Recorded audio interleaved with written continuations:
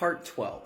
So Daniel finally got home. He reflected on how much he loved reconnecting with Morris and everything that he's done for him. No matter how life changes, they will always be brothers. He got home, he was so excited to see Vera. A new drive to change infected him. As soon as he wheeled himself into the house, he looked around and noticed that she wasn't home. But that's okay. I can make a change here. We'll start small. He noticed the bag of black plastic bags, the plastic garbage bag, sitting on the table, and that's exactly what he wanted to see. Perfect. When Vera gets home, I'm gonna clean this place up. I'm gonna start small. I'm gonna create a house with standards. It's gonna change. Back at the beginning of my relationship with Vera, I used to keep everything so tidy when she went off to work. I cleaned, I made everything organized, and I did that for her so she can come home to a clean house. I even made her food, and I haven't done that in a while, and I think it's time that I show effort. Actually, I think I'll do that with Harold too. You know, I'll show him that a house should be clean. Like, this is no place to grow up and learn that this is what life should look like. It's just filthy.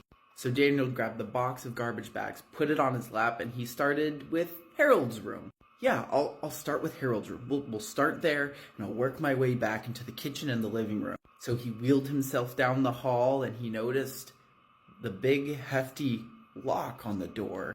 It made him a little nervous, like something happened when I was gone. Well, this is new. That's okay. Whatever happened, we can work through it. And he undid the bolt and he opened the door to see Harold sitting there, staring at him, and motionless. He was just sitting there in the middle of the floor, and those vacant eyes, those vacant Harold eyes. Daniel still felt that twinge of fear of him in a way, but he swallowed it and he's like, I shouldn't fear him anymore. There was no reason that I should feel disgust for him. I'm going to do what Dr. Plankton said, and I'm at least going to make an effort to connect with him. So Daniel looked at Harold and worked up the guts to talk to him. Harold, I'm sorry. I'm sorry for everything. I'm sorry for not being there for you, and I'm really happy to be back. I'm happy to see you. Harold didn't say anything. Daniel took out the first garbage bag, opened it up, and grabbed the closest pile of trash near him sitting by the front door, or Harold's door. Daniel continued to talk to it. I just want you to know that we're gonna fix this place up. I think it's time we cleaned up, and your mother would be really happy to come home to a clean house. Here, I'll show you. This is how you throw away garbage. This is weird that I'm teaching you this, but you just see dirty things on the ground, and this is where they go. Look, let's do it together. I'll show you. Daniel took out another garbage bag, handed it to Harold, and Harold looked at it and opened it up, and he felt the plastic between his fingers and the smell of the plastic bag, and sat there and looked at Daniel and looked at the bag and followed suit. Daniel continued to talk as he was throwing away garbage and wheeling himself around and kind of tidying things up, and he's like, this is what we can do together. When you fill up one bag, I'll give you another, and you can fill that one up too. We'll start like that. Yeah, you got it, good job. But Harold just stared at the bag after a bit, and he had flashbacks of his father, the Slob, showing him how to turn people off. People were just so much easier when they're turned off. They just stopped talking. It was so much quieter when you could just turn people off and put them away. And then he remembered how his mother, Vera, put pieces of people inside the bags and just made them go away. This same bag is where people go, and it's where people should go. People go in the bag when they're turned off.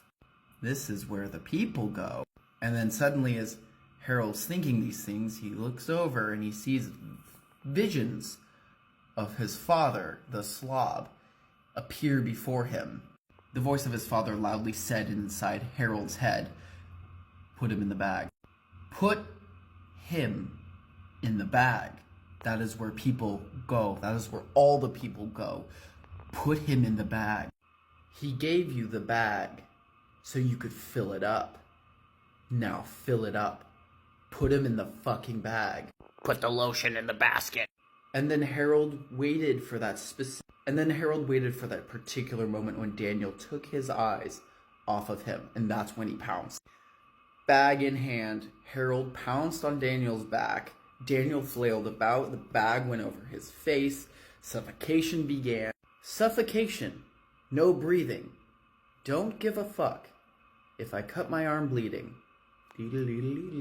This was his last resort. Fear encompassed Daniel as he fought to get the bag off of him. He fought Harold, but there was a part of him that embraced the darkness. As they continued to flail about and fight, the chair tipped back and Harold had the advantage of sitting on Daniel's face and, really reefing on the bag. Daniel scratched him about and left like scratches and gashes and blood everywhere as he fought so hard. This is not how I'm supposed to go. This is not how I'm supposed to die. And of course, the book had to describe the poopy diaper that Harold was wearing, and the smell, and the consistent defecation that he was still doing while strangling Daniel. And instead of, he could smell literally anything else as he's passing away, he is smelling the deep scent of the insides of Harold and his filling diaper. In this wild moment of fighting, Daniel thought about Vera and everything they had been through since day one. Meeting her at the VA, their first kiss, the hint of bubblegum when they kissed for the first time. It was so pleasant.